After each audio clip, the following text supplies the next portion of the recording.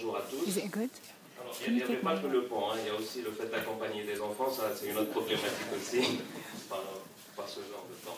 Alors, on remercie les potes de nous avoir invités, de nous avoir permis et donné cette occasion de présenter cette belle idée et ce beau projet qui est d'abord destiné aux jeunes étudiants et aux jeunes architectes qui, j'espère, sont parmi l'assistance. Et donc, commencer directement par ce terme qui s'appelle disrupt. Disrupt, est-ce que quelqu'un a une idée de la signification de ce terme dans l'assistance? Alors, c'est un terme, en fait, qui est souvent utilisé dans les nouvelles technologies, dans les start-up, dans les nouvelles entreprises, dans tout ce qui touche à l'innovation, à la rupture et à donner une nouvelle vision et une nouvelle approche par rapport à un projet ou à une démarche. Donc, l'architecture, nous considérons, ou l'urbanisme peut être aussi disruptif en quelque sorte. Je pense qu'on peut éteindre, ça fait bien aussi. Voilà. Vous pouvez éteindre. Oui. Voilà. Ah, pour le live, peut-être laisser une petite lumière, oui.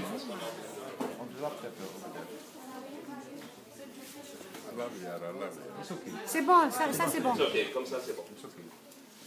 Voilà. Donc, on va parler beaucoup de vision. Et cette image-là, elle en dit long. Donc c'est une image qui a été prise au port de Tamanfust, dans le restaurant donc, qui est face à la plage. Et à travers la fenêtre, la baie, on voit justement cette magnifique baie d'Alger, et qui nous paraît tellement loin et en même temps proche. Donc on a une perception assez mitigée et assez bizarre à travers cette image-là. Donc on se dit qu'en voyant comme ça, à partir de cette distance-là, on a l'impression qu'il y a quelque chose à régler en termes d'échelle. Alors, donc on avait parlé de vision, on parle d'ambition maintenant, à travers donc cette passerelle ou ce pont, qui d'ailleurs peut être un vecteur d'ambition et un vecteur de changement et pour Alger donc. Et bien sûr, et le plus important pour nous, et surtout pour les jeunes architectes et les jeunes étudiants, l'optimisme. C'est-à-dire comment apprendre à se projeter dans l'avenir tout en étant optimiste dans son métier et dans sa manière de percevoir sa ville et son environnement. Alors, donc tout cela, on a essayé de le mettre dans un projet, dans une vision, on va dire, dans un concept qui s'appelle Jisr al-Jazair et qui en fait est une perception pour l'avenir. Ce n'est pas une perception immédiate, ce n'est pas quelque chose qu'on veut pour tout de suite. C'est vraiment que les gens essayent de comprendre que c'est vraiment quelque chose qui est souhaité pour le long terme, mais une chose à laquelle on doit penser dès maintenant et tout de suite. Donc, tout de suite rentrer dans l'action. Donc, nous avons voulu ce projet à travers une action citoyenne, en faisant appel à la majorité, des gens qui pourraient être intéressés ou concernés, ou tout simplement curieux, à travers aussi une interactivité, en utilisant donc les réseaux sociaux, Internet, toutes les plateformes possibles pour pouvoir partager ce projet. Et bien sûr collaboratif parce qu'on a besoin de tous. C'est un projet avant tout pluridisciplinaire qui fait appel aux compétences et aux idées de tout le monde. Donc le concept est vraiment situé, disons, dans cette perspective-là. Alors, on va rentrer dans le cœur du sujet. Donc le contexte, bien évidemment, c'est la baie d'Alger. Alors la baie d'Alger, nous avons toujours considéré qu'elle était en fait dissocier. Donc, il y a la baie et il y a Alger. Mais en réalité, la baie d'Alger, telle que on le dit souvent, tel qu'on le prononce, nous semble ne pas exister réellement. Donc c'est à travers cette idée de départ, comment relier la baie avec Alger, nous avons donc développé toute cette méthodologie. Voilà. Donc le plus simple, voilà, le plus on a mis, voilà, on a la baie, on a Alger, comment relier les deux? On va le voir ici. Alors juste un petit aperçu d'Alger, donc d'il y a 30 ans. On voit déjà plein de vides, notamment sur la partie est et le littoral. Donc on était approximativement un peu moins de 2 millions d'habitants, il y a 30 ans déjà. 2017 aujourd'hui, donc déjà on voit bien comment l'occupation s'est faite côté est, mais en laissant encore plein de poches de livres, et puis sur la partie sud. Et on est déjà à 5 millions d'habitants.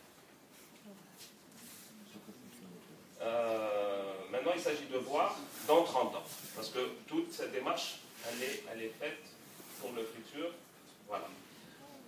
Est-ce qu'on sera 10 millions d'habitants dans 30 ans? Il y a de fortes chances. En 2047, parce que déjà, les statistiques disent qu'on sera à 51 millions en 2030 en Algérie.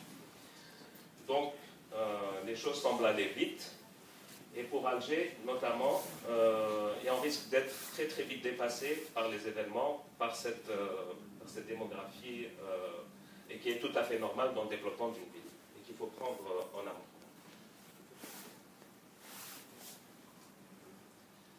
Alors, concernant les échelles. Donc, les échelles vont nous aider à mieux percevoir cette baie. Comment pouvons-nous la palper? Parce que là, nous avons une distance qui est de 15 km.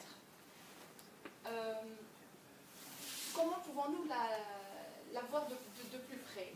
Donc, pour faire le tour de Bab el-Oued à Tamoufoust, nous avons à peu près 27 km et nous mettons à peu près 60 à 120 minutes pour la parcourir. Donc avec une contraction de cette échelle du temps et de la distance, nous essayons de rapprocher les deux parties d'Alger, les deux baies d'Alger. Et nous essayons d'arriver à 17 km en 17 minutes.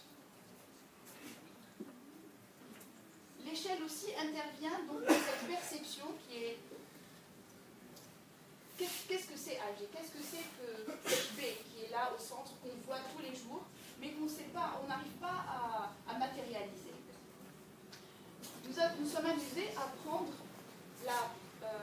l'île de Manhattan, qui peut être complètement contenue dans la baie, pour qu'on essaye de visualiser ce qu'est la baie.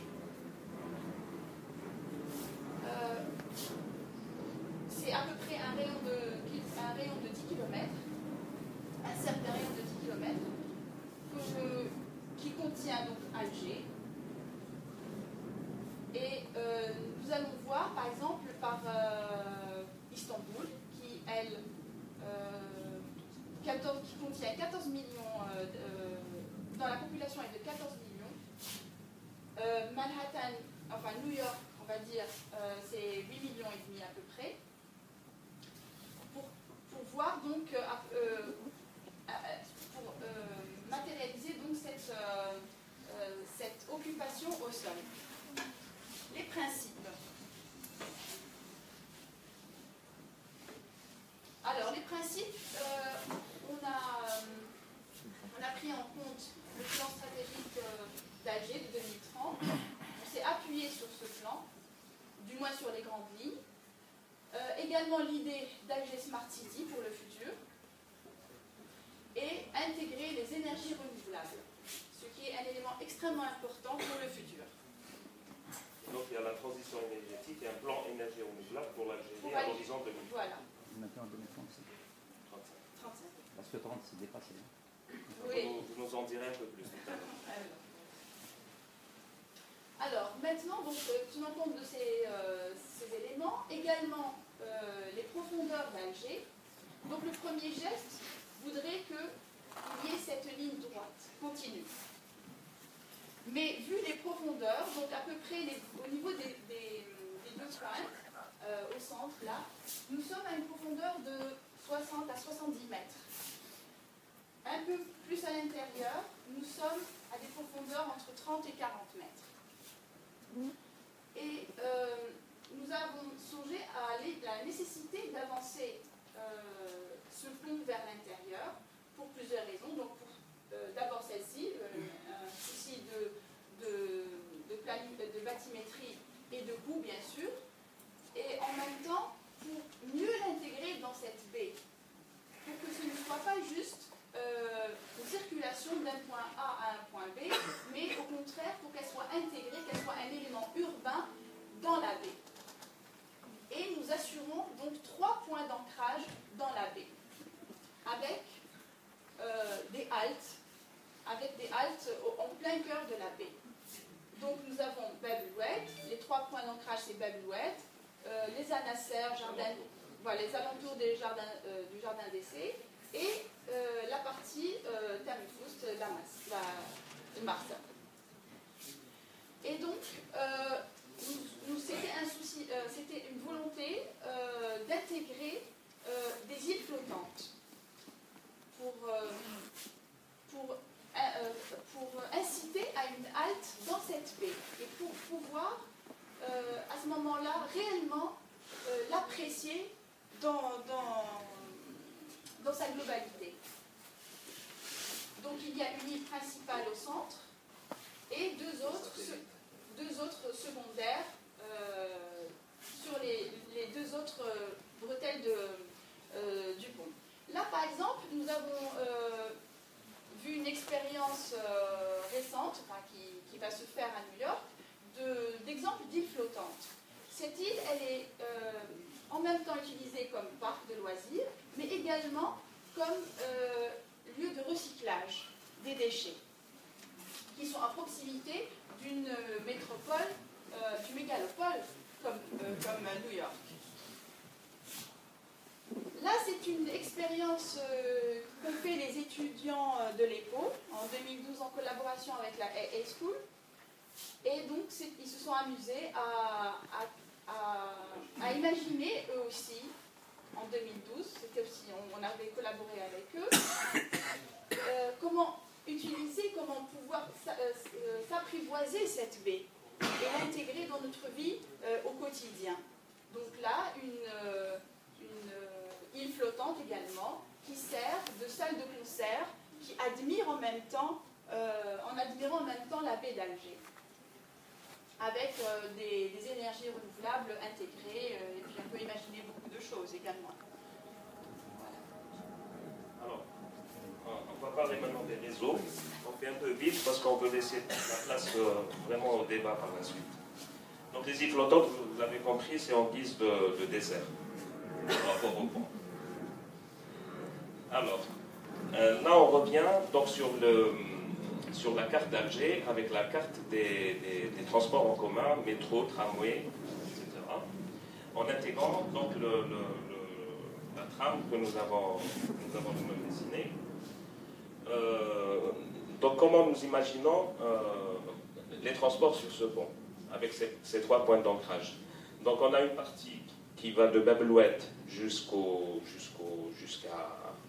centre, au niveau de l'île, qui sera donc utilisé par une liaison tramway. Le grand bras qui va relier donc la pénétrante des Anasser au niveau jusqu'à Tamm el-Foust, là il va y avoir une ligne de métro. Donc vous l'avez compris, c'est un pont routier, mais c'est un pont aussi ferroviaire. Donc d'un côté, sur le grand côté, on a une ligne de métro qui va être reliée à celle déjà existante, enfin du moins c'est ce que nous projetons. Et de l'autre côté, donc on a une ligne de tramway, et donc on a un nœud au plein milieu de la baie pour justement apprécier ce panorama. Et ça sera un lieu de loisirs, ça sera une sorte de parc de sablettes décentralisé, quoi, remis au centre de la baie et offrant cette superbe vue. Donc, il va y avoir donc, une station de métro qui va être reliée. Je ne sais pas si vous voyez, il y a une petite coupe en haut. Donc, le pont, la station de métro qui est en bas, le tramway qui passe par en haut, et puis l'île flottante qui tient sur la structure principale du pont. Voilà ce que ça va donner.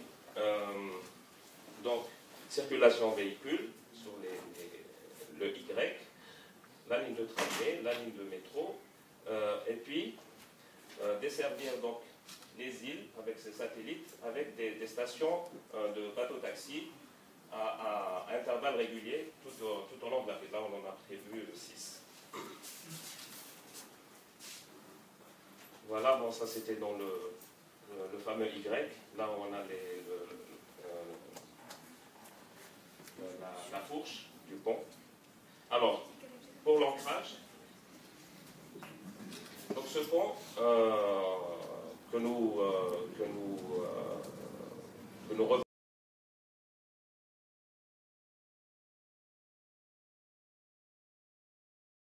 qu'elle doit retrouver donc, parmi toutes les villes méditerranéennes, les grandes villes.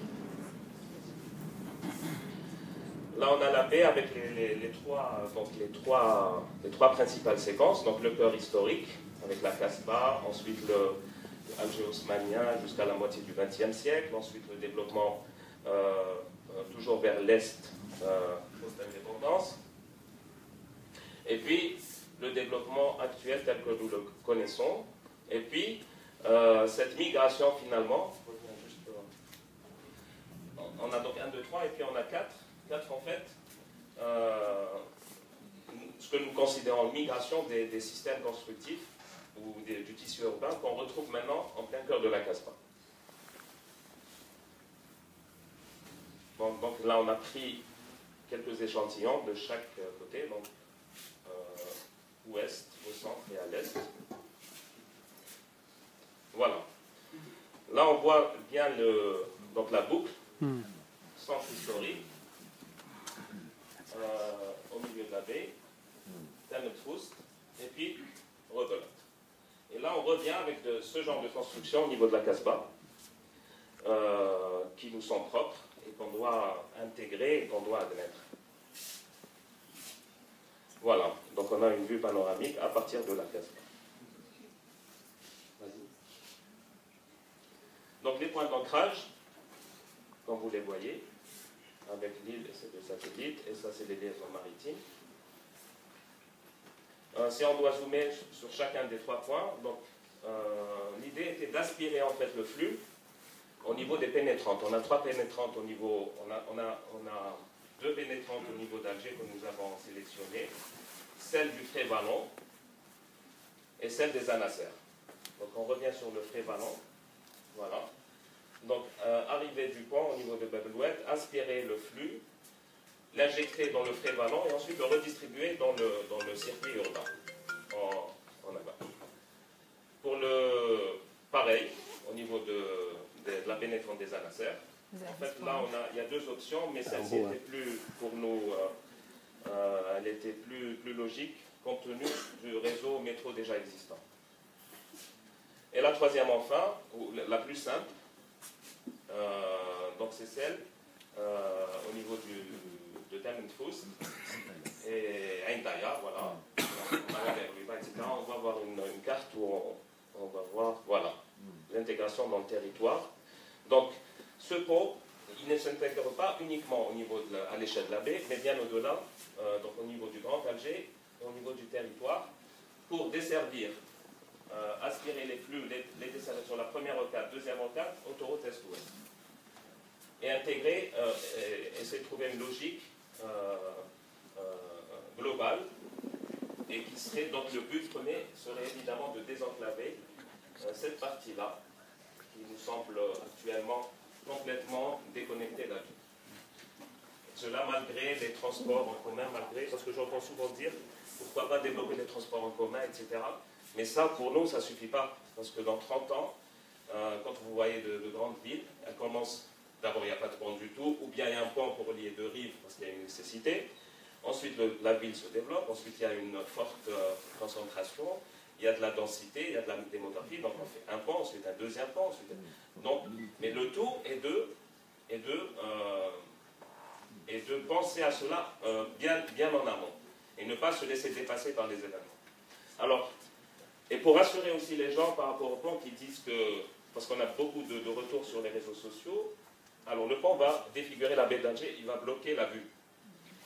Mais en fait, ce pont-là, quand on le met à l'échelle de la baie, ce n'est absolument rien du tout. C'est à peine une ligne qu'on devinera à l'horizon, sauf bien sûr au point d'ancrage, où c'est normal, donc on a une perspective, on voit le viaduc arriver. Mais quand on voit là, on a fait à l'échelle toute la baie, vous voyez bien ce que pourrait représenter ce pont avec les trois. Voilà. Oui, alors la prochaine. Alors, Alger, comme tout le monde sait, donc elle commence par la Casbah, le cœur historique, le relief, ça descend, et puis ça s'aplatit côté est. On a au milieu donc un élément fort qui est en train d'entrer dans le Stalin algérois, que tout le monde est en train d'intégrer. Certains étaient contre, mais maintenant tout le monde le prend en photo et tout le monde l'intègre. On ne peut pas imaginer peut-être un descente. Et donc, notre souhait, c'est à travers donc, le désenclavement de la façade est, c'est redonner un skyline du côté est qui serait à hauteur équivalente de la Casbah, c'est-à-dire 120-150 mètres, où on retrouverait un centre qui pourrait être financier, qui pourrait être un centre pour les nouvelles technologies, donc dans la perspective de Alger Smart City, le développement durable, etc. Donc, en fait, fournir la matière grise pour Alger à partir de sa façade est, tout en désenclavant ce côté-là et tout en créant cette boucle et par un jeu de vases communicants redistribuer en fait les cartes d'Alger. On le voit ici. Donc première séquence, deuxième séquence, troisième séquence avec le skyline qu'on avait imaginé à peu près équivalent. Voilà. Là, on est du côté de la Pérouse. Alors, on a tous des repères. Bien sûr, dans ce projet, nos repères, que sont par exemple la Casbah, qui est notre trésor, mais quand on le voit contaminé par une nouvelle forme, comme ce que nous avons vu tout à l'heure, la carcasse en plein cœur de la Casbah, ça démontre une pression sur la ville qu'il faut absolument libérer et intégrer. Donc, et en même temps, cela protégera donc la Casbah. Là également, c'est un repère de Climat de France, oui, de méga projets, qui est celui de Pouillon. Et bien sûr, ces nouveaux repères qui est donc le minaret de la mosquée, et puis donc ces lignes de notre relief. Nos symboles, voilà, c'est-à-dire que nous aspirons à ce que ce pont, ou que Alger du 2030 soit un symbole dans le bassin méditerranéen, soit une ville réellement intégrée dans le monde du futur. Et que nous ayons nous aussi notre petit pont sur nos frigos, pourquoi pas. Et donc là, nous avons également fait une simulation du pont sur la baie, au niveau de Bab el-Oued, son ancrage, et là au niveau de la rive est. Voilà, donc réellement, en plus donc, ce que nous avons expliqué, c'est-à-dire aller réduire cette échelle, revoir cette échelle de la baie d'Alger, c'est aussi donc, redynamiser cette partie de la côte est qui en fait, nous le voyons, elle est envahie par un tissu urbain anarchique et qui est en train de consommer même les parties qu'on destine à être l'espace vert ou le poumon vert d'Alger. Alors que nous savons que c'est une avancée inexorable de ce nouveau type de tissu qui est la construction anarchique et qu'elle risque de consommer complètement cette poche verte. Et donc nous avons dit qu'il est nécessaire d'intégrer d'ores et déjà une vision de la ville du futur et de la Smart City à ce niveau-là pour protéger également cette poche verte, pour stopper cette avancée du tissu anarchique. Alors voilà, pour finir, donc, nous avons intitulé cette conférence, enfin toute la démarche, Jisr El Jazair pour un acte fort et fondateur du Nouvel Alger. Ce n'est pas par prétention, mais c'est réellement c'est quelque chose qui nous semble nécessaire aujourd'hui, au vu des développements d'Alger et au vu des défis, des grands défis qu'attend une métropole comme Alger. Voilà, donc on vous remercie et surtout on ouvre le débat maintenant.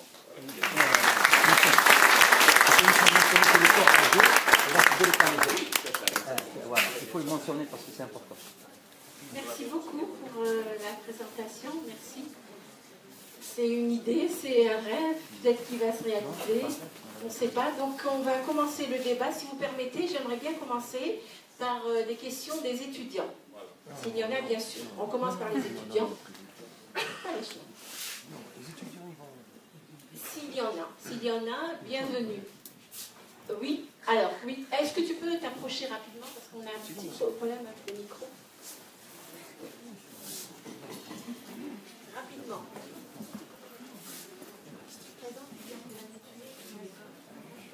Tout d'abord, je vous remercie pour votre présentation. Alors, je m'appelle Slimane Nida, étudiante en 5e année dans l'atelier de M. Kassab. Alors, ma question par rapport au pont. Quand vous dites côté est, alors on retrouve le métro, côté ouest, on retrouve le tramway. Chose qui est très bien, de moyens de transport très, très efficaces. Mais arrivé au nœud, on retrouve l'île flottante, c'est ça. Après, pour desservir aux différents points, on ne retrouve que les bateaux-taxis. Donc moi, la question se pose par rapport à ça. C'est-à-dire, est-ce que ça va marcher ces bateaux-taxis? Donc à partir de là, je me dis, est-ce que les gens ne vont pas utiliser ce pont plus comme un moyen de plaisance? C'est-à-dire, on va retomber dans le même problème que comme un moyen qui permet la fluidité et de faciliter la circulation. Donc c'est ça ma question. Est-ce que ces bateaux-taxis vont tenir le... Voilà, c'est ça. Est-ce qu'il y a un moyen d'utiliser d'autres moyens de transport plutôt que ça? Voilà. Est-ce que vous voulez qu'on fasse alors, sinon, on va prendre une deuxième question. Peut-être que si c'est dans les étudiants, il n'y a plus de questions. Voilà. Oui, allez, un deuxième. Pour la vie. Bien, jeune étudiant.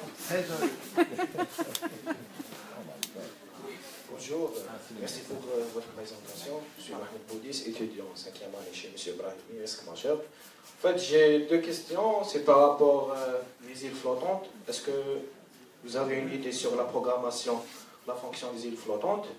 Deuxième question, c'est par rapport le port d'Alger. Est-ce que le pont ne gêne pas le flux maritime des bateaux? Merci.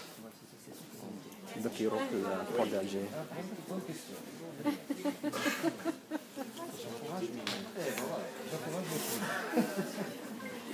Donc pour cette question, peut-être que nous avons omis de le mentionner, mais dans le plan Alger 2030, il s'agit de déplacer le port d'Alger et de le délocaliser au niveau de Chefchaouen. commercial. Voilà, exactement, bien sûr, du port commercial. Et concernant le port actuel, serait réhabilité en port, en marina et en port de plaisance. Donc la dimension des bateaux, je veux dire, voilà, ne posera aucun problème. Oui, la première question, c'était les transports. Les transports en commun. Est-ce que ce pont ne va finalement pas se transformer uniquement une utilité, vous l'avez dit, de plaisance. De plaisance, voilà. En fait, pas du tout. Ça sera en plus, bien sûr. Et on a intégré cet élément dans ce pont. Mais il sera, je veux dire, le réseau actuel, il sera renforcé par ce pont et les différentes stations que nous proposons. La partie où il n'y a pas de tramway ou de station, l'autre partie, sera desservie, elle, par des bateaux taxis. Mais le réseau, il existe déjà. Nous nous appuyons sur le réseau projeté ou existant. Oui, juste une précision. Donc, ce point-là, donc ce nœud-là est accessible, c'est le seul qui soit accessible. Alors, qu'on soit bien d'accord, les véhicules ne peuvent pas s'arrêter sur le pont, nous sommes bien d'accord. Donc les véhicules doivent franchir le pont d'une extrémité à l'autre. Les piétons ne sont pas autorisés non plus à traverser le pont, pour des raisons de sécurité et puis par la taille du pont. Ce n'est pas un pont qui fait 1 ou 2 km qui peut être franchi pour faire un footing ou autre.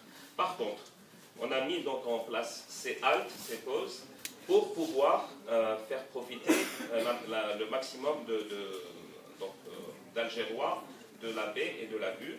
Alors celle-ci, c'est celle qui est desservie et par le métro par en bas, par le tramway sur le tablier et par les voies maritimes à travers les différents points des bateaux taxis. Sinon, celle-ci, il n'y a pas d'arrêt, donc ici, celle-là elle est desservie uniquement par voie maritime. Même chose pour l'autre. Il y aura juste des accès en cas d'urgence, en cas de nécessité, bien sûr, qui seront prévus à cet effet dans chacune des stations pour l'évacuation ou autre. Pour revenir à... Donc, qu'est-ce qu'il va y avoir ici? En fait, cette île flottante, nous l'imaginons la plus légère possible. Ne serait-ce que pour des problèmes de construction ou de structure. Donc, ce n'est pas Dubaï avec les fameux remblais, les millions de tonnes de sable, etc. Et tous les dégâts que ça cause sur l'environnement et sur le paysage. Donc, maintenant, il y a des technologies de plus en plus. Et là, bon, on se projette dans 15 ans. Donc, nous sommes très, très confiants par rapport à ça. Donc, c'est des plateformes entièrement libres où nous sommes là. Il peut y avoir, donc, les seules activités qu'il peut y avoir, c'est des activités donc, de loisirs ou de plaisance, avec donc, des constructions légères, des échoppes, des kiosques, démontables, qui n'ont aucun effet sur le temps. Voilà. Ah oui, pardon, quelque chose de très important.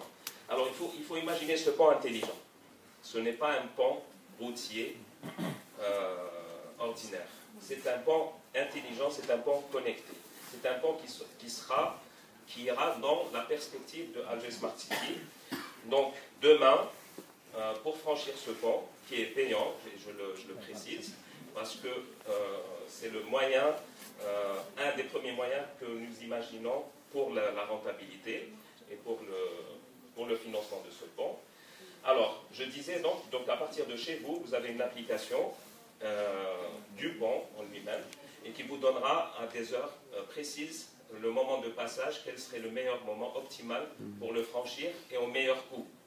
Donc, c'est en sorte, donc vous allez avoir en temps réel connaître, programmer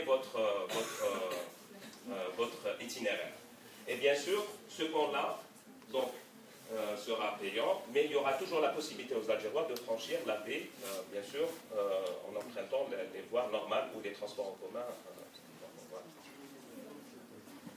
Moi, je voudrais donner juste la parole à M. Water, parce qu'il doit nous quitter. Allez, oui, vous voulez pas. Non, c'est bon. Il y a un petit micro là, si vous voulez. Donnez-le après, s'il vous plaît. Bien sûr. Ça va, il n'arrive pas. Moi, je ne vais pas rentrer dans des questions de détail, mais je voudrais vous dire que je suis agréablement surpris qu'on ait une vision maintenant du design de la ville d'Alger. Ce discours n'est plus revenu à l'épaule depuis des années. J'ai là ce qui est senti qui avait travaillé son projet. Moi, je ne voudrais pas rentrer aussi dans l'utilité. Je voudrais, en tant que visionnaire, voir, parce que Alger pourrait être déclassée. La ville, vous savez comment on parle de déclassement de ville dans le monde. Si on ne fait rien à la métropole, on ne sera pas métropole, on sera déclassé. Donc pour être classé mondialement, pour être classé au niveau international, c'est une idée. Elle est ce qu'elle est. Elle peut plaire ou ne pas plaire. Mais par contre, il faut penser après le plan stratégique de 2030. Que va-t-il se passer? Ce projet n'est pas pour demain. Le plan stratégique d'Alger, on a parlé des coulées d'Alger, mais on n'a pas eu réellement les infrastructures et les idées au niveau de toute la baie d'Alger concernant les collines, qu'on appelle la baie.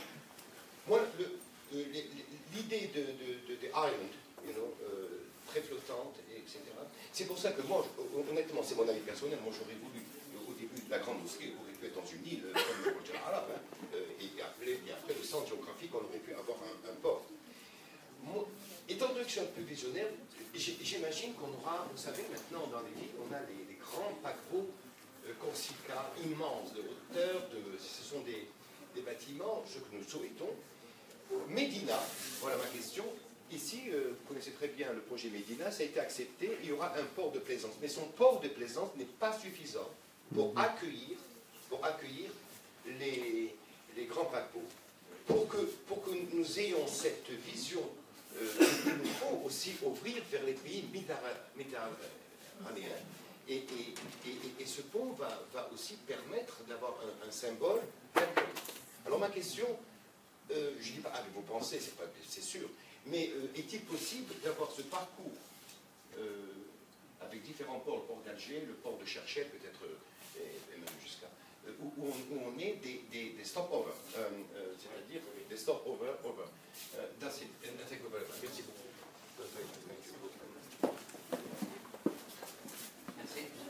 Bonjour, c'est Mourad Oudah. Donc, je suis un investisseur. Je suis dans l'expertise de photovoltaïque, énergie renouvelable et efficacité énergétique. Ça fait 20 jours que j'ai quitté l'FCE. J'étais le président de la commission des énergies renouvelables et efficacité énergétique au niveau de l'FCE. Ma vision avec la leur ne coïncidait pas, donc j'ai préféré partir. Donc maintenant, pour revenir un peu, pour parler avec les étudiants, vous savez, moi je voyage beaucoup, j'assiste beaucoup à... Là, je vais partir demain à la COP 23. Mais la COP 23, c'est politique, attention. Ça veut dire que c'est un lobby qui est en train de relever la technologie pour vendre leur savoir. Et nous, les pays en voie de développement, on n'a pas de ce savoir, on est obligé d'acheter. Mais on est obligé d'intégrer. Pourquoi?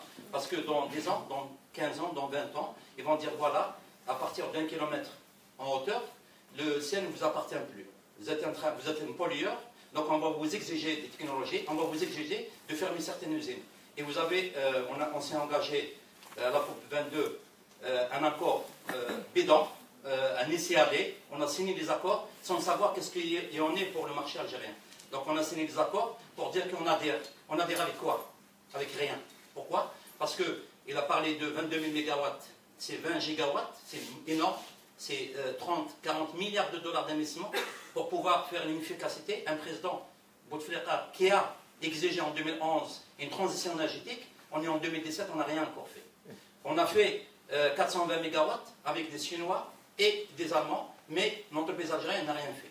Donc moi je me suis défendu j'ai défendu le programme pendant 6 ans, pendant 6 mois, et le résultat c'est qu'ils ont voulu me mettre dehors, donc j'ai préféré quitter. Ça c'est une chose, ça veut dire que je suis en train de dire. Maintenant pour revenir à ce programme, pour les étudiants, vous pouvez visiter Google, vous pouvez mettre l'aéroport de Hong Kong, vous avez un pont extraordinaire, vous avez une île qui est l'aéroport, et vous savez que c'est quoi? C'est énormément de poids, etc. Vous avez aussi le pont que j'ai visité Portugal, aussi il est très intéressant et très bien sur le plan architectural, etc. Maintenant, je reviens à l'efficacité énergétique. Vous, les étudiants, vous devez changer les choses. C'est quoi? C'est qu'on a encore un cahier de charge archaïque. On est en train de travailler en 2017 avec un cahier de charge archaïque. À chaque fois que je parle, ils disent non, les subventions. On est dans un pays où on paye administrativement, je dis administrativement, 1 kWh, on le paye 1,75. La Sonalgaz, il lui revient 15 dinars et elle ne paye pas le gaz. Ça veut dire quoi? La dernière fois, le chef de gouvernement, Ouihia, il a parlé d'un financement hors commun, un financement non conventionnel. Dans le monde entier, ça se passe, mais ça se passe dans une économie dynamique. Nous, aujourd'hui, entre Sonalgaz et Sonatrach, il y a 15 milliards de dollars d'ardoise. Et c'est quoi? C'est les subventions. Par contre, pour pouvoir éliminer ces subventions, il faut passer par des constructions intelligentes. Vous voyez, j'ai ramené, c'est mon chargeur, je le prends partout. Ça rentre dans le Smart CT, ça rentre dans le Smart outillage, etc. Et je le charge avec, maintenant il est en train de charger dans le soleil, etc. Et je l'utilise partout. Même quand je vais en montagne, j'ai un système pour avoir la lumière, pour avoir la recharge, etc. Donc il faut qu'on arrive à ce stade. Et là, c'est des photovoltaïques. Il y a 5 ans, 1 kW, je vais parler de mégawatts. Mégawatt, c'est pour avoir une idée, nous on travaille beaucoup sur les kilowatts et les watts. 1 mégawatt, c'est 1 million de watts, pour avoir une idée. Hein. Donc, avant, pour faire 1 mégawatt, il fallait 2 hectares. Il faut 3 millions d'euros d'investissement. Aujourd'hui, à 7 000 mètres carrés, à 800 000, maintenant en Chine, on est à beaucoup moins. On va dire, pour stabiliser, à 800 000 $, on a 1 mégawatt. Qu'est-ce que ça veut dire? Ça veut dire que la technologie est en train d'aller très très vite. Si on ne passe pas, eux ils ont dit 2040. Non, je veux commencer par aujourd'hui. Pourquoi aller jusqu'à 2040? Il faut changer aussi. Est-ce que c'est normal? On a un gendarme et qui est lui-même qui est en train de construire. C'est pas normal, c'est dans l'esprit, comment on met le ministère de l'Habitat et de l'Environnement. C'est pas possible. Qui va contrôler qui? En plus ça, un cahier de charge. Comment? C'est pas normal que moi je donne l'électricité ou je donne un cahier de charge social à 18 000 dinars le mètre carré. Et quelqu'un d'autre, il est en train de vendre à 550 000 dinars le mètre carré avec une villa, piscine olympique, extérieure, etc.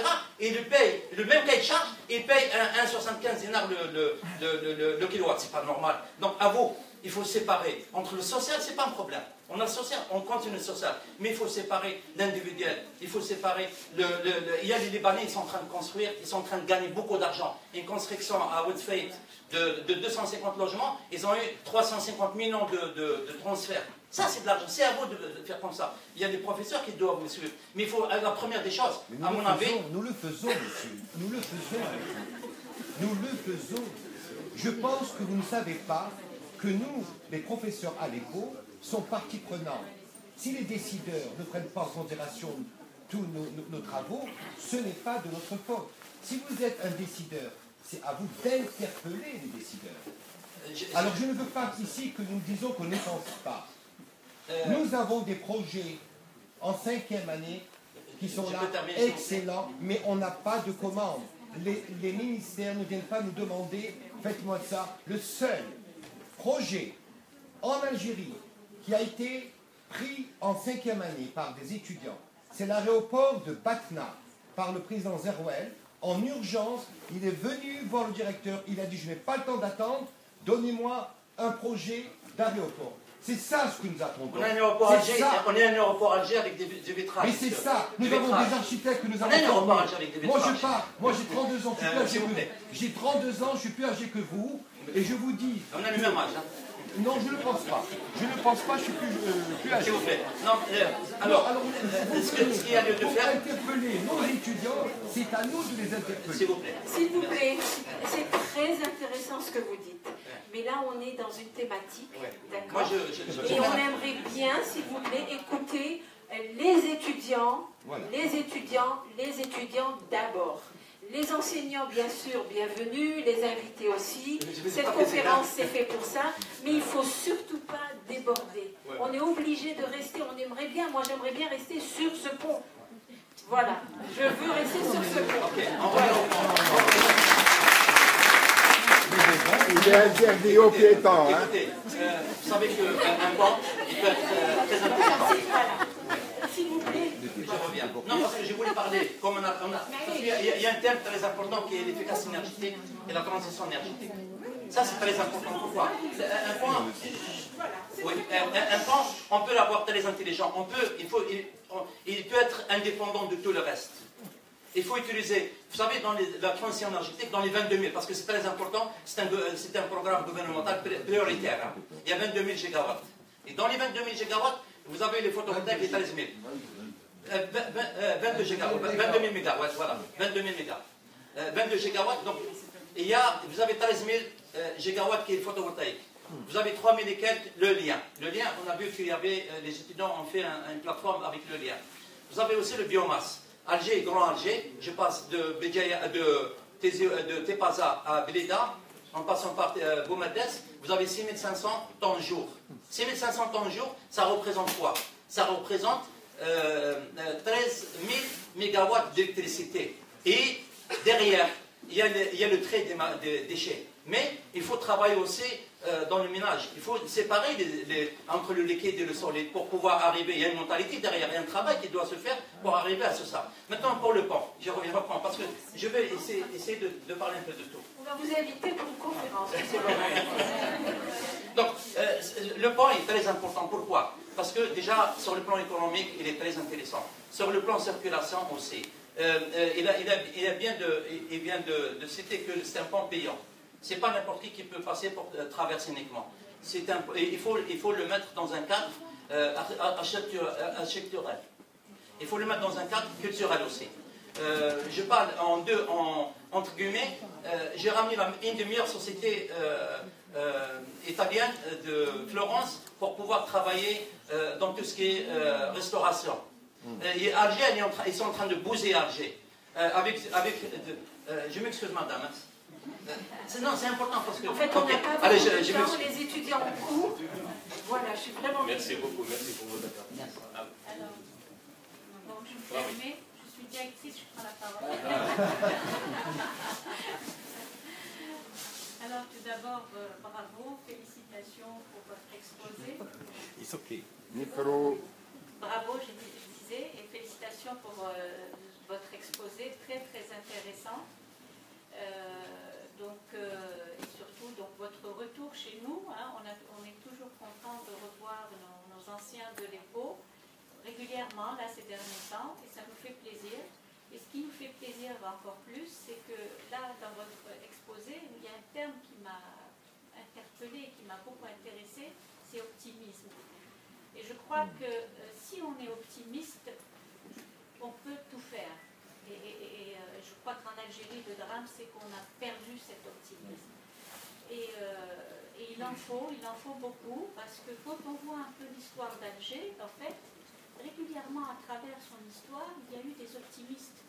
Il y a eu le Corbusier avec son viaduc habité, il y a eu le plan d'Angers, il y a eu bon, même si ce sont des projets qui n'ont pas été réalisés, mais en fait, ils ont insufflé une manière de vouloir faire certaines choses. Hein, si on a fait l'immeuble haut, c'est justement parce que il y a eu ce viaduc, et donc même si on l'a fait à petite échelle, bon, ça ne veut pas dire qu'on veut réduire votre projet à des dimensions plus petites, mais moi je pense qu'il faut oser. Il faut surtout discuter. On a eu, Alger a été le théâtre dans les années 30 des grandes discussions d'architectes internationaux. Les expositions internationales se faisaient au niveau de l'actuel ministère de l'Agriculture. Donc il y avait justement des grosses pointures qui venaient discuter de cette réflexion sur le mouvement moderne. Bon, il est temps peut-être qu'on réintroduise la discussion, malheureusement disparue totalement de nos pratiques. Hein. Et ça, une discussion qui actuellement encore peut se faire à très large dimension, puisqu'il y a les nouvelles technologies Ça, et qui nous situe dans l'urbanisme actuel, l'urbanisme de participation. Je crois que vous avez voulu initier là-dedans. En tout cas, moi, je vous dis bravo. Je vous dis uniquement aussi, il y a tout un arrière-pays qu'il faut prendre en charge. Comment y réfléchir? Voilà, je vous remercie. Merci. Ah, il y a des verres qui se lèvent. Alors, donc les étudiants classent. Ils sont un peu timides. Allez, on va passer aux enseignants et après, allez, on va commencer par Madame Farhat, donc enseignante à l'EPO. Tu te rapproches bien le micro. Comme tu veux. Regarde, merci. Bonjour. Aujourd'hui, je suis extrêmement heureuse de retrouver mon étudiant de 5e année ici devant moi, conférencier. C'est un bonheur extrême et je vous en félicite. Maintenant, je reviens au fond et j'ai deux petites questions très précises. C'est que ce projet-là, il émane d'une réflexion du bureau d'études ou d'une équipe de travail ou c'est un appel d'offres qui vous a été transmis. Ça, c'est la première. La seconde, elle est un petit peu plus écologique. C'est-à-dire, ce point-là, est-ce que vous avez mesuré un tout petit peu les impacts de ce projet sur les fonds marins? Est-ce que ça a été pris en charge dans votre réflexion? Et si vous me permettez, la toute dernière, celle-là, c'est par rapport au délai et au coût de réalisation. Est-ce que vous aurez réfléchi à une petite idée sur le temps d'exécution que prendrait ce pont? Et moi, j'ouvre une petite parenthèse. Ce pont-là n'a rien à envier à celui de Brooklyn ou à celui d'Istanbul ou Rome, etc. Il y en a pas mal. Donc là, c'est quelque chose qui rentre tout à fait dans l'ordre des choses. Et j'ai adoré le fait que vous soyez prévisionnel et vous réfléchissez à long terme et non à court terme et à l'urgence, chose qu'on avait faite depuis très longtemps et les résultats sont là malheureusement. Donc là, ma question concerne un tout petit peu les délais d'exécution et éventuellement l'enveloppe que devrait couvrir ce projet. Et je vous remercie encore une fois de nous avoir donné ce donné de vous retrouver, merci, mais je vous appellerai merci parce que vous êtes mon étudiant, que j'appelais la force tranquille. Effectivement, je retrouve la force tranquille. Merci beaucoup. Merci. Au revoir. Merci beaucoup. Merci Sarah. Merci pour ton intervention. Vous répondez? Oui, je pense qu'on va répondre. Alors, c'est un projet qui est totalement indépendant des rouages, des appels d'offres ou des bureaux d'études. Donc c'est vraiment un projet qui émane d'un collectif et qui se veut citoyen, interactif, participatif, qui n'est pas destiné uniquement aux architectes, loin de là, mais on veut vraiment faire participer le maximum de monde. On veut ce projet pluridisciplinaire, ambitieux, encore une fois, comme on l'avait dit, optimiste, évolutif, bien sûr, évolutif, parce qu'on attend d'autant plus que, on attend dans cette conjoncture difficile de crise économique que nous prenons ici comme une opportunité, parce qu'elle nous laissera le temps finalement de réfléchir et donc prendre le temps justement nécessaire pour le développement d'une telle démarche. Donc il est totalement indépendant. Pour vous m'avez dit, pour concernant l'impact écologique, les éléments dont nous disposons aujourd'hui sont des études similaires qui ont été faites à travers quelques exemples de ponts dans d'autres villes de la Méditerranée ou dans le pourtour. Donc, nous n'avons, comme aucune étude n'a été faite, on va dire une première, donc c'est inédit. Les seuls éléments dont nous disposons, c'est donc la nature de la baie d'Alger, et encore, et ça c'est grâce aux réseaux sociaux. C'est quelqu'un qui nous a envoyé toute la carte bathymétrique d'Alger. Donc vous voyez l'intérêt aussi de collaborer et de partager et de voilà, faire passer l'information.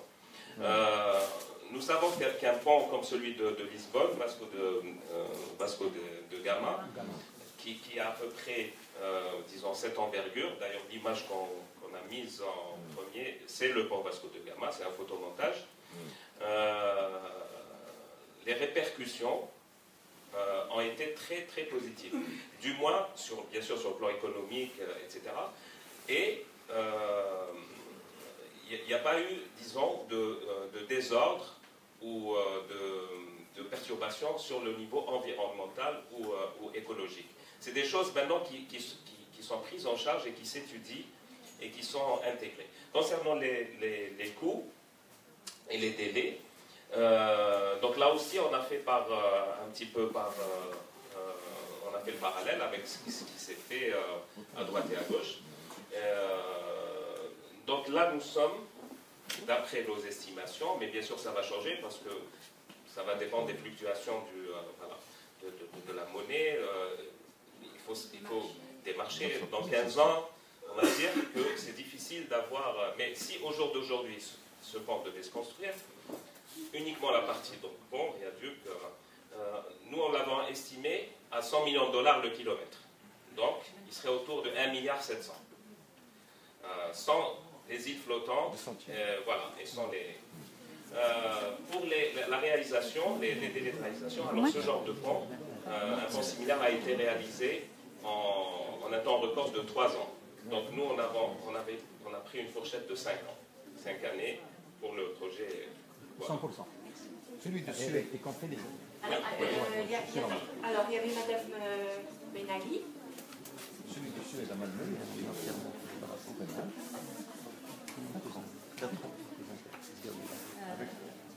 Merci pour votre exposé et surtout pour l'idée là, parce qu'elle nous donne quand même l'opportunité effectivement de sortir des projets déjà faits, les critiquer et passer à autre chose.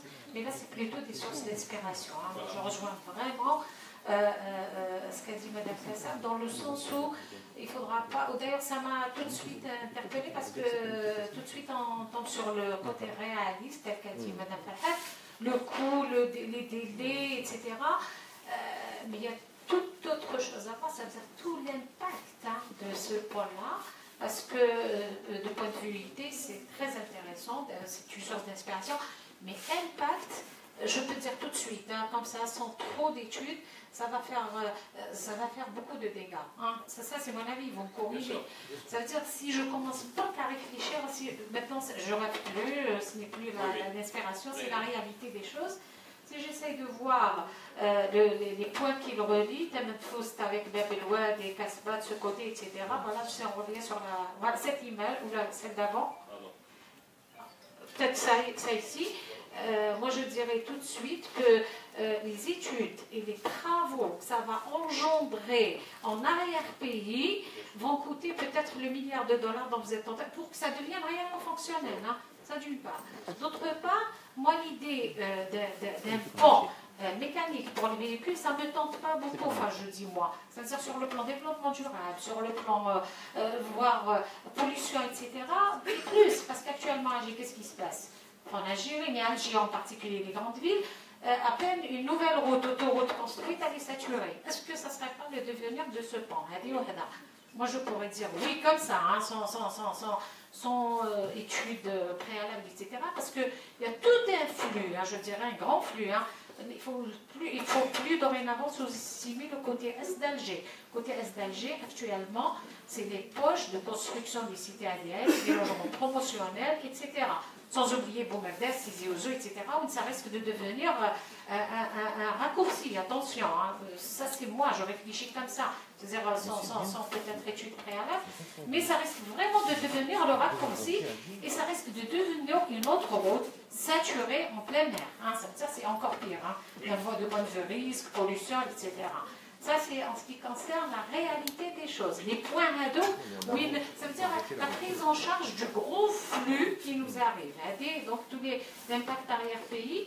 Mais sinon, sincèrement, je trouve que c'est une idée osée et qui est source d'inspiration d'aller même vers il a fait le pont comme ça. Moi, je penserais plutôt à un tunnel sous-marin. Je penserais plutôt, etc. Vous voyez. Donc, pour ça, vraiment, merci beaucoup. Hein. J'ai beaucoup aimé. Merci. Merci. S'il vous plaît, des questions précises. Vu le temps, vous avez déjà dit. Et les étudiants peut-être. Donc, des questions précises, si vous voulez. Est-ce qu'on peut répondre à... Oui, bien sûr. Oui, juste rapidement. cette congestion-là, on la recherche actuellement. En fait, pour nous, on veut cette congestion-là pour stimuler la ville. Et surtout, recréer cette boucle d'Alger et capter justement ce flux-là. Sauf qu'on veut le capter pour le réguler et pour le redistribuer d'une manière équitable. Toute la problématique, elle est là. Le pont ne risque pas d'être saturé, pourquoi? Parce que on l'avait déjà dit, oui, c'est un pont intelligent, il est connecté, vous ne pourrez jamais le franchir si vous n'êtes pas connecté et vous avez votre passe. Donc il faut se projeter, c'est difficile, mais il faut se projeter dans l'avenir. C'est un pont intelligent. Il ne peut pas être saturé dans le sens où, même au niveau de la Casbah, vous avez parlé du coût qui sera au moins aussi important que le pont. Mais oui, ça, nous le savons. Tout ce qui va être réalisé pour faire cet ancrage-là au niveau des 3 points aura probablement le coût que vous avez évoqué, et c'est normal. Parce que là, on est dans une opération de grande envergure. C'est une opération d'urbanisme qui dépasse le simple pont de circulation. Voilà. Donc, c'est pour ça qu'on a parlé d'un pont urbain, structurant et stratégique, qui accompagne le plan stratégique qui est complémentaire, qui vient par la suite. Le plan, on avait évoqué tout à l'heure le plan stratégique. Nous le prenons en compte à 100% et nous voulons quelque part, en toute modestie, mais voir l'étape d'après. Voilà. Quand Alger sera vraiment ultra dense et voilà, voilà. Très bien, on enchaîne. Il y avait monsieur Arouche. Merci.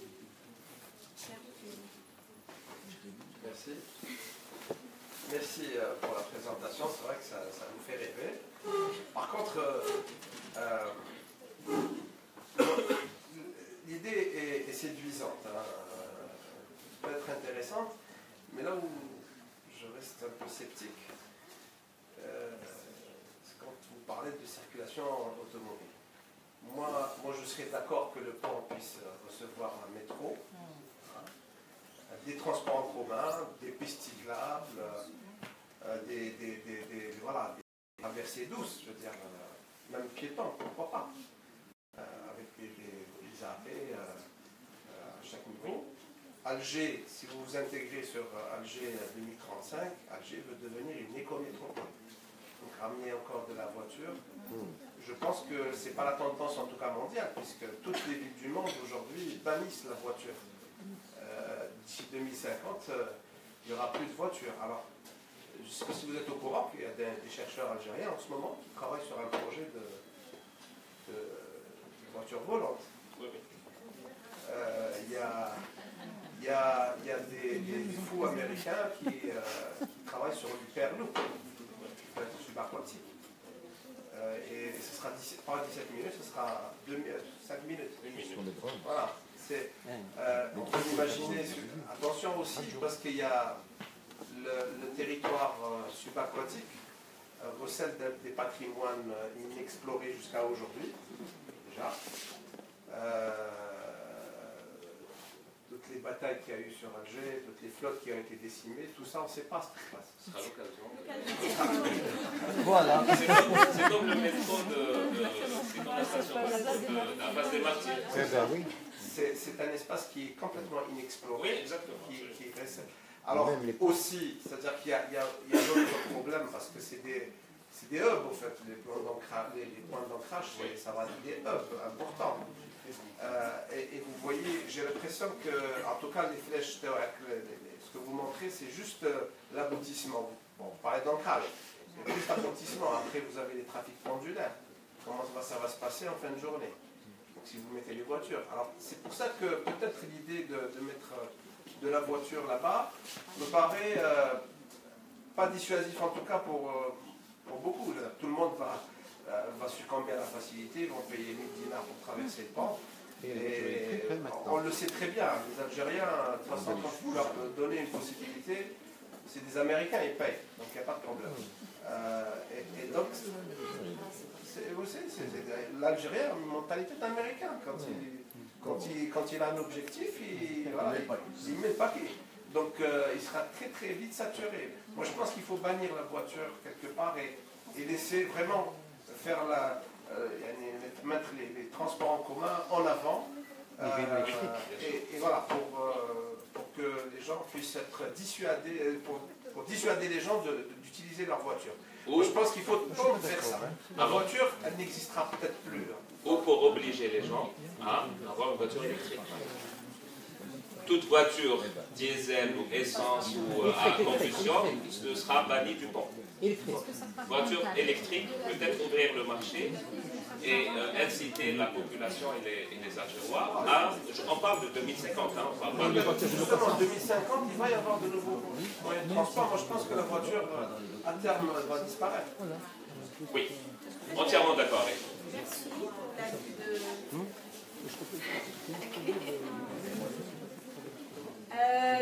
Tu veux... Pas une question, donc je ne sais pas si tu veux... Non, c'est une remarque. Alors, il y a une autre... Oui, il avait levé la main. Tu te présentes. Bonjour, Karim Mouni, architecte.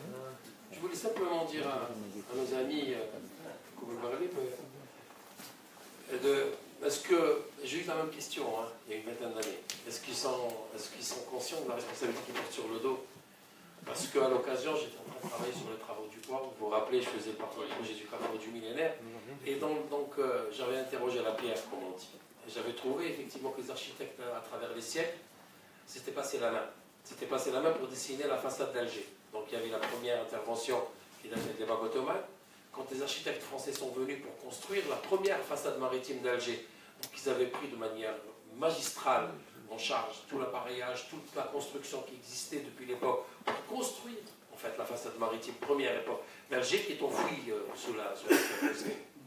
Et après il y a eu encore les interventions des rampes vers 1900, 1905, 1910 qui en plus, ce serait d'abord idéal pour les architectes de visiter ces lieux-là, c'est les sous-sols de la place des Martyrs, où on a encore fait un travail d'appareillage et de prise en compte de ce qui se passait. Donc les architectes ont toujours eu du respect pour l'architecture qui existait sur le site pour pouvoir en fait développer la nouvelle image.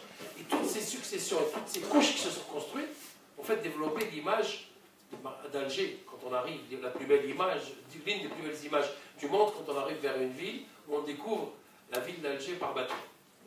Donc c'est pour ça que ma question a été posée. Aujourd'hui, ce projet va définir la nouvelle image éventuelle d'Alger par bateau.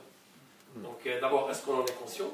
Est-ce que c'est perturber des choses qui ont mis des siècles et des années à se construire dans l'imaginaire collectif?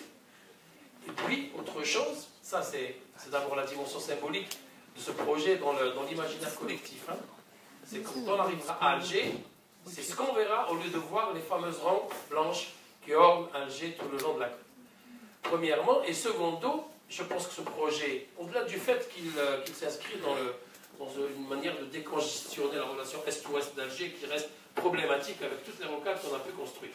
Fondamentalement, voiture par voiture, train, voiture électrique, tout ça, ça se discute, mais il est impératif que le grand dilemme de la décongestion doit être réglé à un moment ou à l'autre. Et bien sûr qu'il faut s'inscrire dans les tendances actuelles, dans les tendances environnementales. Mais moi, je pense que, vu la dimension du projet, le coût, il faut quand même l'inscrire dans la tendance du franchissement. Les nouveaux projets qui se font à travers le monde, et nous étions précurseurs, nous, Alger, avec les immeubles ponts. Il faut impérativement que cet ouvrage urbain, comme vous le dites, pour qu'il le soit multifonctionnel. C'est-à-dire qu'il doit abriter de l'activité autre ne serait-ce que pour le rentabiliser. Et c'est ça qui rendra ce projet attractif. Il faudrait qu'il y ait des halles, tous les 300 ou 400 mètres comme il y a à Alger des halles, pour qu'on s'y arrête, pour qu'on puisse se retrouver des lieux de convivialité et reprendre, pour que ce soit offert aussi bien aux piétons qu'aux véhicules de tout type. Voilà, et bon vent pour le projet. Merci beaucoup. Merci beaucoup. Les étudiants, il y a pas de réaction. Monsieur Kessanti pour la parole. Qui c'est qui voulait prendre Monsieur Kessanti. Monsieur Cassa.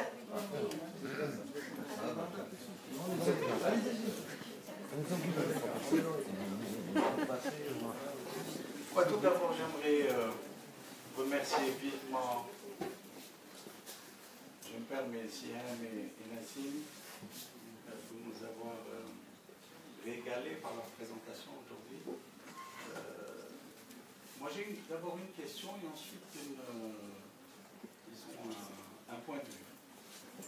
Alors ma question porte sur quel a été le retour des citoyens, citoyens et citoyennes à travers les réseaux sociaux par rapport au projet, de manière globale.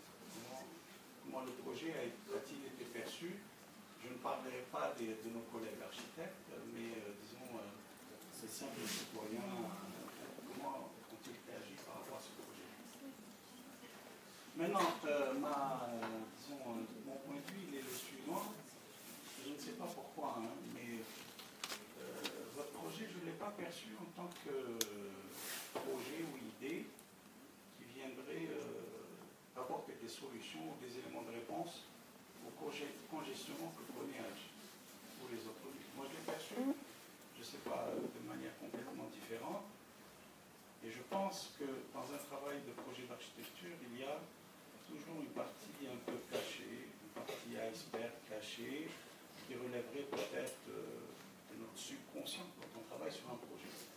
Moi, je l'ai perçu beaucoup plus de cette partie, ou cet angle-là. Dans la mesure où Alger, à travers son histoire, et moi je pense que la seule personne qui a aujourd'hui compris, disons, et pris la mesure, la véritable mesure de la valeur d'Alger et de sa baie, quoi que l'on dise, bien que le projet ait été critiqué et demeure toujours critiquable, le projet est critiquable d'ailleurs. C'est le Corbusier à travers son geste fort.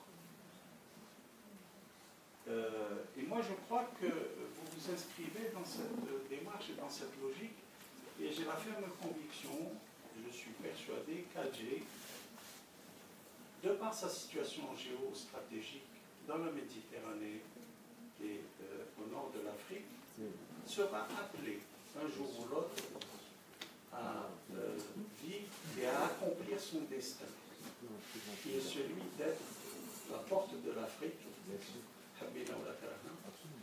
et la porte de l'Europe quand l'Afrique aura le statut qu'elle mérite dans le concert mondial.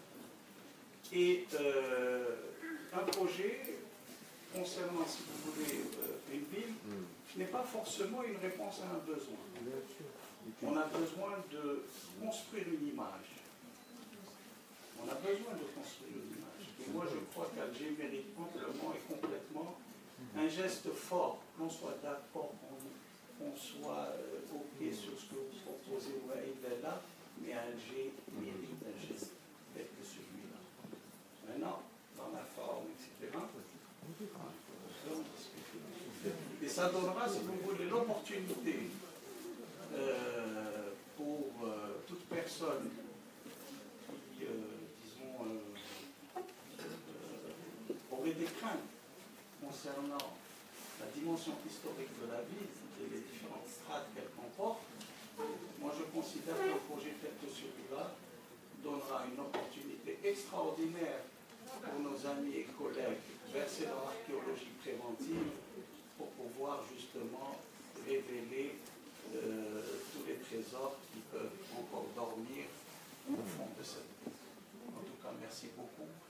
Merci de nous avoir donné l'occasion de rêver, parce que un projet d'architecture, c'est avant tout un rêve. Autrement, parce qu'on voit, disons, comment nos villes, malheureusement, se développent à travers des projets où il y a de plus commun. Et ceci a conduit à ce que le rêve et les formes de schizophrénie s'installent. En tout cas, merci. Je voulais juste dire quelque chose, juste un petit mot. Moi, j'avais soutenu dans cette même salle, en 1994, avec vous. Vous étiez dans mon jury. Donc le rêve, il vient aussi de quelque part. Donc je vais donner... vous avez demandé la parole? Oui. Alors, très rapidement. On peut juste allumer, voilà. C'est bon, c'est bon. Donc, Reda Kessanti, architecte urbaniste. Alors, j'aime beaucoup cette baie. Monsieur Brahimi m'en est témoin, hein, c'était mon sujet de thèse, et puis de thèse de doctorat également.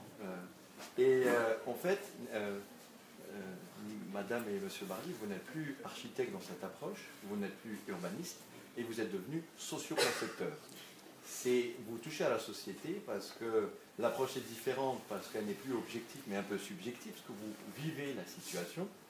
Et l'un des anthropologues les plus connus, même les étudiants doivent s'en rappeler, Kevin Lynch, hein, dans cette approche, les limites, etc.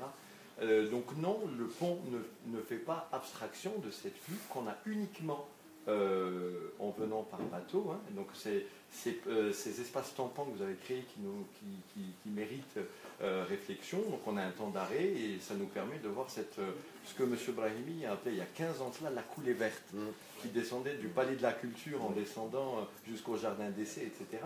Et la traversée, hein, restaurant ad vitam aeternam, la meilleure des alternatives. Donc que je vienne balafrer la baie de la sorte avec un geste fort qui est un pan. Donc je ne m'arrête pas à une voiture parce que je parle de la non-nécessité de cette voiture parce que je suis en 2017.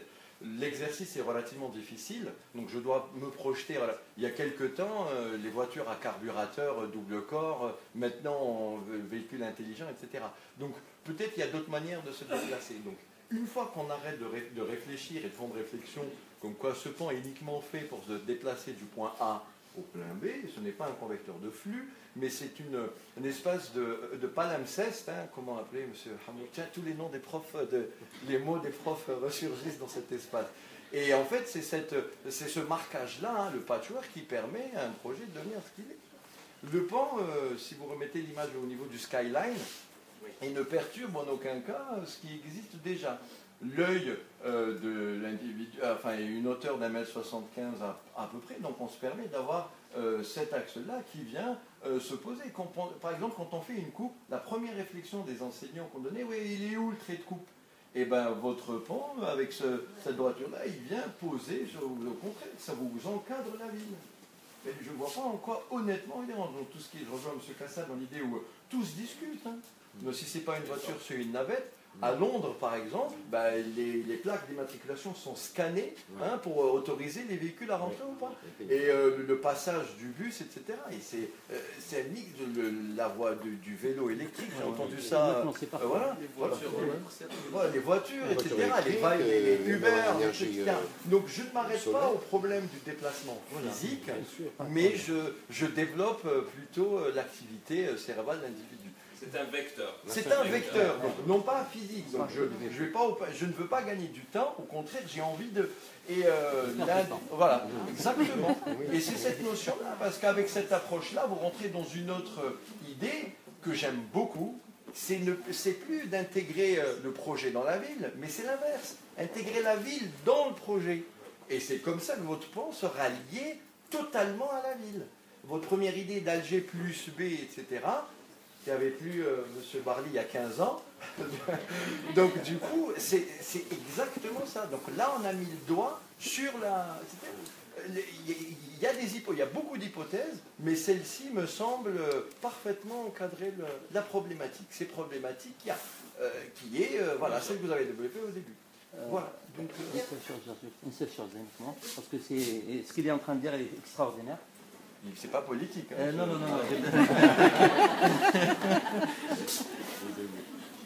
savez, je ne sais pas si vous arrivez à Venise, vous êtes dans une ville, il n'y a pas de taxi, il n'y a pas de véhicule, il n'y a rien, même pas le vélo. Vous n'avez que des navettes, des transports en commun en bateau, etc.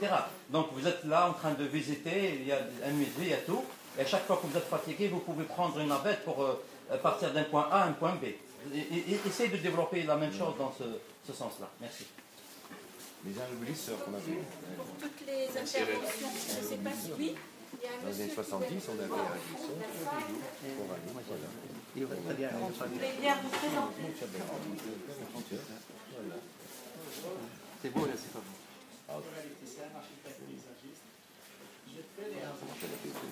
Merci. C'est la cet espace nous plairait particulièrement. J'ai exposé mon projet de soutenance il y a 26 ans de ça. C'était dans la même salle, c'était dans l'autre sens, et c'était le même sujet. À l'époque, en 1991, c'était un rêve. C'était l'utopie de proposer un immeuble de plan de 500 mètres. D'ailleurs, au cours de la soutenance, j'ai dû m'arrêter parce que je pensais que les gens autour de moi ne comprenaient pas ce que j'exposais. Et là, maintenant, c'est une très bonne surprise. C'est pour ça que je tenais à venir partager avec vous deux ce projet. C'est qu'avec le temps, l'idée a pris de la dimension. Et c'est extraordinaire, bien sûr. Je ne vais pas critiquer, je ne vais rien dire à propos de ça. Je vais seulement dire une chose. Ils ont tous pratiquement dit qu'à travers notre métier, on rêve. Et ça, c'est la devise extraordinaire qu'on a dans ça. C'est que j'ai rencontré une fois un grand architecte qui m'a appris ça, chose que je n'ai pas appris ici à l'époque, malheureusement. C'est qu'en fait, la seule définition qui m'a convaincu jusque-là, c'est ce seuil qui existe entre la réalité et le rêve, qui est l'outil architecture. Ça me permet de... Autre chose, juste une petite parenthèse, moi je suis pour le projet, d'ailleurs, heureusement, ça fait longtemps qu'on n'a pas vu des projets, ne serait-ce qu'au stade d'idée, de sortir un petit peu, de se décoller un petit peu du sol, c'est-à-dire aller chercher le sol quelque part ou bien le recréer. Et ça, bien sûr, maintenant les avis peuvent différer. Et puis, oui, c'est un bon projet et je vous remercie infiniment pour leur attention. Merci infiniment.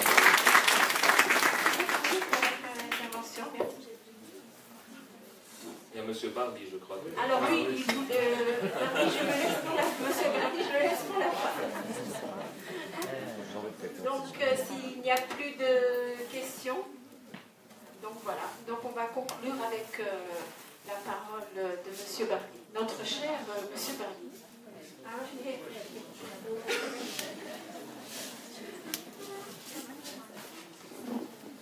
Merci à vous. Alors, moi je voulais intervenir un peu en amont par rapport à cette présentation. Le projet en lui-même, j'ai été le premier à liker, comme vous dites. Et donc, je suis partie prenante, bien que je sois resté du début jusqu'à la fin à côté de tout ce qui s'est fait. Donc, j'étais là pour un peu encourager et pour, comment dire, voir le projet évoluer. Ce que je voulais développer, c'est surtout par rapport à un monsieur qui a dit quelque chose de très important. Il a dit que l'imagination était plus importante que la connaissance. Et ce monsieur, c'est rien d'autre que monsieur Albert Einstein. Alors, qu'est-ce que ça veut dire? L'imagination est plus importante que la connaissance. La connaissance, elle peut s'acquérir.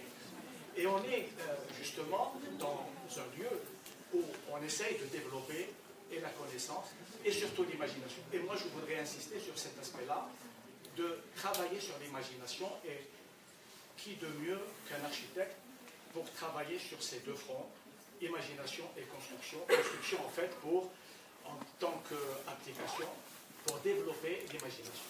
Alors il y a aussi cette notion de l'imagination et le rêve. Est-ce que ça va ensemble? Est-ce que l'imagination vient du rêve, ou est-ce que... Donc il y a une discussion. Il y a aussi dans l'imagination différentes étapes. Les produits qui sont sur le marché, les technologies, tout ça n'est pas parti que de la connaissance, mais quelque part, il a fallu un déclencheur qui est donc l'imagination pour aller vers un produit, vers une... Ce que je voulais dire d'autre, c'est que Nassim, il a pratiquement une idée géniale tous les jours. Et donc ça, c'est une de ces idées-là qu'il développe. Il y en a d'autres, pas spécialement dans ce domaine, dans différents domaines. Et donc il est un peu saturé, et je lui demande un peu de prendre du temps pour essayer de mettre toutes ces idées-là en place, parce qu'effectivement, il s'intéresse énormément à beaucoup de choses importantes, de choses de la vie, de choses actuelles, et donc moi je l'encourage. Alors, je voulais dire aussi que j'étais flatté d'être le papa de Nassim et le beau-père de Sihad, qui est tout à fait adorable et qui nous donne énormément de satisfaction. Oui, je voudrais, pour terminer, puisqu'il faut bien terminer, remercier d'abord la direction de l'école, Mme Kassab, Mme Zekar, les collègues et toute l'assistance pour l'accueil vraiment chaleureux que vous nous avez réservé, et nous sommes flattés et honorés d'être avec vous. Les pauvres, ça fait peut-être 7 ans que je ne suis pas retourné. J'étais un peu étonné en redécouvrant le nouveau paysage avec toutes ces tôles, ce chantier, ce métro, je crois, cette bouche de métro qui doit être réalisée. J'ai eu une réflexion heureuse ou malheureuse, je ne sais pas. Moi j'ai dit on aurait dû mettre cette bouche de métro au centre de l'époque, de façon à pouvoir enfin déplacer cette école et la mettre dans un lieu plus, j'allais dire, plus chic, et avec également une école de classe que celle que nous avons et que nous aimons, par-dessus. Et voilà, donc merci à tout le monde et une autre fois.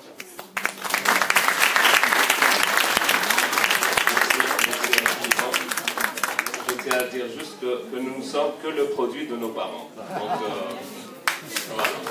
Merci beaucoup.